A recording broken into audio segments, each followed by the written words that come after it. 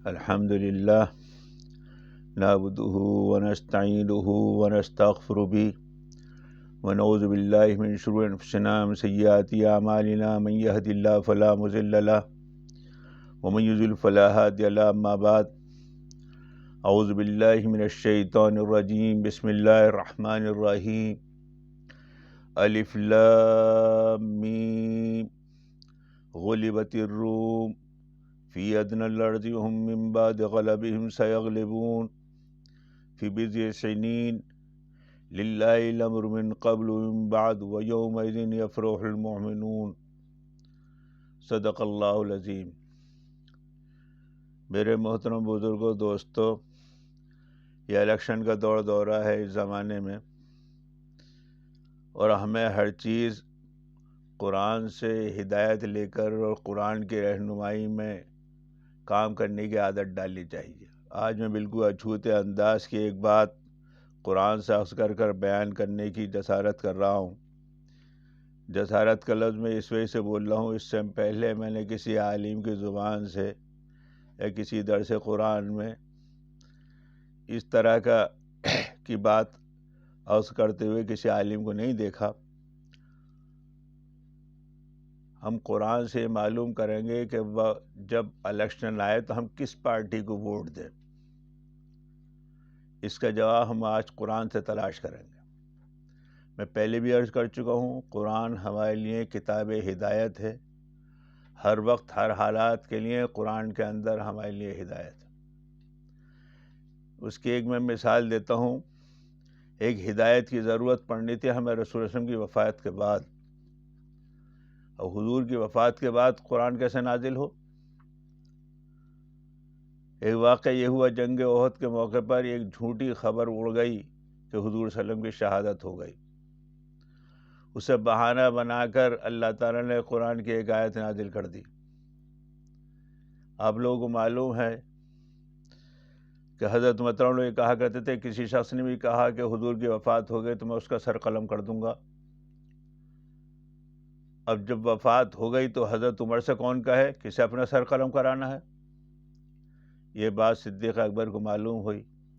صدیق اکبر نے کہا سب کو جمع کرو، اور کھڑے ہو کے خطبہ دیا اور پڑھا، وما محمد الا رسول قد خلت من قبلہ الرسل افإن مات أو قتل انقلبتم على أعقابكم ومن ينقلب على عقبيه فلن يضر الله شيئا. محمد کون تھے بھائی؟ ایک رسول ہی تو تھے. افإن مات، خاص صاف لفظ بولا ہے بالکل، کہ اگر وہ مر جائیں تو کیا پچھلے دین کی طرف کو واپس پھر جاؤ گے؟ اور سنو، جو پچھلے دین کی طرف واپس پھر جائے گا وہ اللہ کا کچھ نہیں بگاڑ سکے گا. یہ آیت اتاری حضرت عمر نے، ای واللہ کان علی عمر، خدا کی قسم، خود معلوم ہو رہا ہے یہ تو آیت آج نازل ہوئی ہے میرے لیے. لولا کا ابو بکر لہلاک عمر، اگر ابو بکر نہ ہوتے تو عمر تو ہلاک ہو جاتا. دوستو، قرآن ایسی کتاب ہدایت ہے کہ ایک ہدایت کی ضرورت پڑنی تھی رسول اللہ صلی اللہ علیہ وسلم کی وفات کے بعد. اسی وجہ سے ہم نے اپنے بزرگوں سے سنا کہ 23 سالہ زندگی میں حضور صلی اللہ علیہ وسلم کی اللہ تعالیٰ نے وہ تمام حالات اور واقعات کچھ نہ کچھ ایسے گزروا دیے کہ قیامت تک لوگوں کی ہدایت کے لیے کچھ اشارے مل جائیں. اب یہ الیکشن کے سلسلے میں بالکل 2-2-4 کی طرح اگر ہم قرآن سے یہ پوچھیں کہ ہم کس پارٹی کو ووٹ دیں، تو اب اس کی تھوڑی سی تشریح سنیے، اس سے ذہن میں خود بات چھن کر صاف آ جائے گی اور صاف سمجھ میں آ جائے گی کہ ہم کس پارٹی کو ووٹ دیں. روم اور ایران کی 2 جنگیں ہوئی تھیں. رومی بھی کافر اور ایرانی بھی کافر، لیکن ایرانی پہلی مرتبہ ایرانی کامیاب ہو گئے اور ایرانیوں نے رومیوں کو مار بھگایا، تو مسلمانوں کو تکلیف ہوئی. ایک کافر طاقت نے دوسری کافر طاقت کو مارا تو ایمان والوں کو تکلیف ہوئی. اور کتنی تکلیف ہوئی؟ اتنی تکلیف ہوئی کہ اللہ تعالیٰ کو ایمان والوں کو، صحابہ کرام کو دلاسا دینا پڑا اور بتانا پڑا کہ نہیں تم پریشان مت ہو، چند سال بعد رومی جو ہے ایرانیوں کو مار گرائیں گے. یومئذ یفرح المؤمنون، اس دن ایمان والے خوش ہوں گے۔ ایک کافر طاقت نے دوسری کافر طاقت کو مارا تو ایمان والوں کو تکلیف ہوئی، اب دوسری کافر طاقت پہلی کافر طاقت کو مارے گی تو ایمان والے خوش ہوں گے۔ مسئلہ کیا تھا؟ ایرانی جو تھے مجوسی تھے، آتش پرست تھے، مسلمانوں کے خلاف بہت سخت موقف رکھتے تھے، اور رومی جو تھے اہل کتاب تھے، وہ مسلمانوں کی بہت سی چیزوں میں مشترک تھے، اللہ پر، آخرت پر ایمان لانے میں، قیامت پر ان کا یقین تھا۔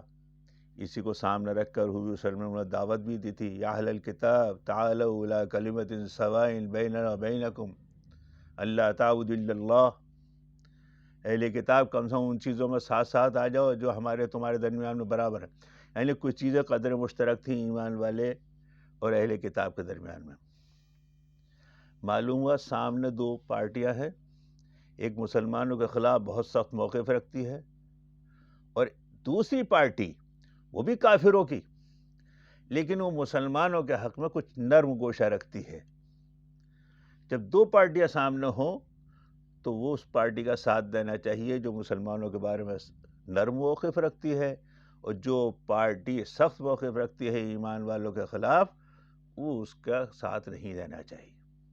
اگر وہ پارٹی کامیاب ہو جو مسلمانوں کے خلاف سخت موقف رکھتی ہے تو مسلمانوں کو تکلیف ہونی چاہیے، اور وہ پارٹی جو مسلمانوں کے بارے میں نرم گوشہ رکھتی ہے تو مسلمانوں کو کامیاب ہونی چاہیے، اس میں خوشی ہونی چاہیے مسلمانوں۔ یومئذ یفرح المؤمنون۔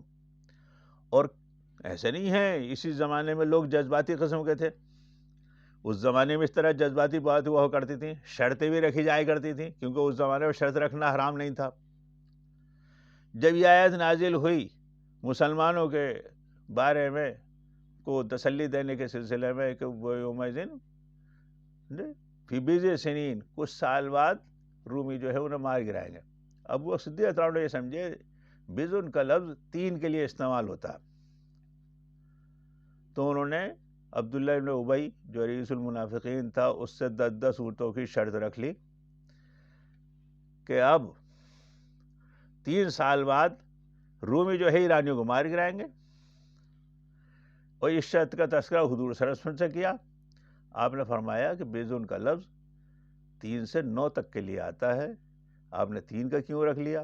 ان سے شرط تو کر لو 9 سال کی، اور چاہے اونٹ 100 کر لو۔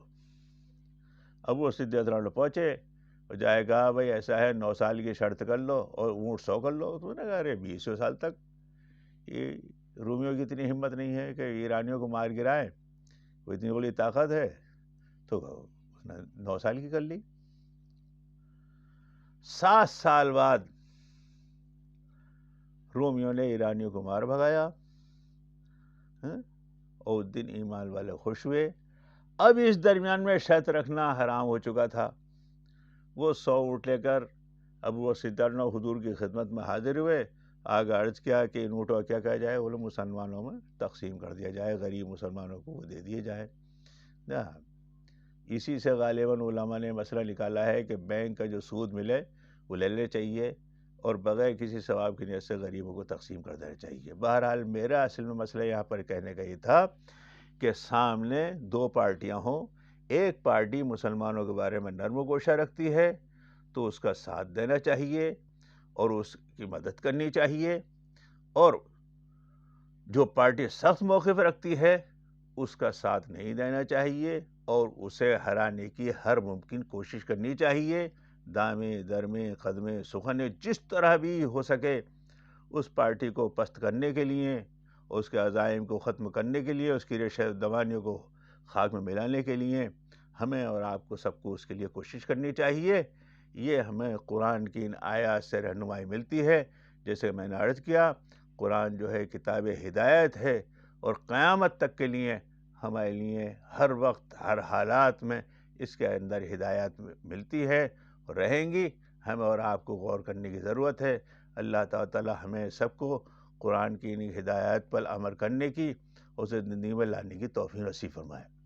پھر ایک بات اور، قرآن کی ایک ایک آیت واقعی اس زمانے میں قرآن نے ایک جگہ کہا لولا دفع اللہ الناس بعضهم لبعض لہدمت الصوامع ومساجد وبیع.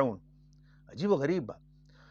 اللہ کا اگر یہ نظام نہ ہوتا بعضهم لبعض، لولا دفع اللہ اگر دفع نہیں کرتا بعض کو بعض کے ذریعے سے، یہ نہیں کہا کہ ایمان والوں کے ذریعے سے کافر کو، نہیں، بعض کو بعض کے ذریعے سے، کافروں کو کافروں کے ذریعے سے اللہ تعالیٰ ٹکرا دے گا.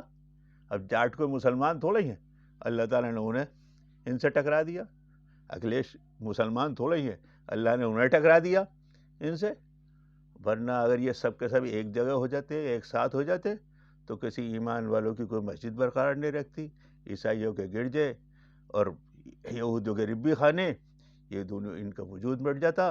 خدائی نظام ہے یہ، اور قرآن کی آیات پر بار بار یقین بڑھتا چلا جاتا ہے. جب ان حالات میں ان آیاتوں کو سامنے آتی ہے اور ان کے موزانہ مطالب سمجھ میں آتے ہیں تو حیرت ہوتی ہے. اللہ تعالی ہمیں قرآن کو اپنے سینے سے، اپنے دل سے لگانے کی توفیق نصیب فرمائے، اور اس سے ہر وقت ہر حالات میں ہدایت حاصل کرنے کی توفیق نصیب فرمائے. وآخر دعوانا الحمدللہ رب العالمین.